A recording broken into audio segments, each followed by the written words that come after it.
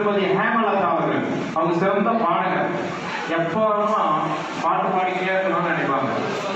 வந்து வயதாகி விட்டது என்பது சின்ன குறைபாடு இல்லாமல் மிக சிறப்பான முறையிலே செயல்பட்டுக் கொண்டிருக்கின்ற ஹேமலதா அவர்கள் உங்களிடையே இப்போது ஒரு பாட்டு பாடலாம்.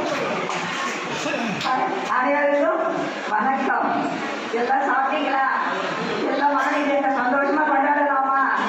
என்னுடைய கதையை சொன்னால் பெரும் கதை. அதாவது நான் வந்து 10 பேரோட பிறந்தேன். கந்தம்புள்ள கிராமத்தில் பிறந்தேன். நான் வந்து 2வது பொண்ணு. டிஸ்ட்ரிக்ட் கூடாரத்தில் பிறந்த நானே.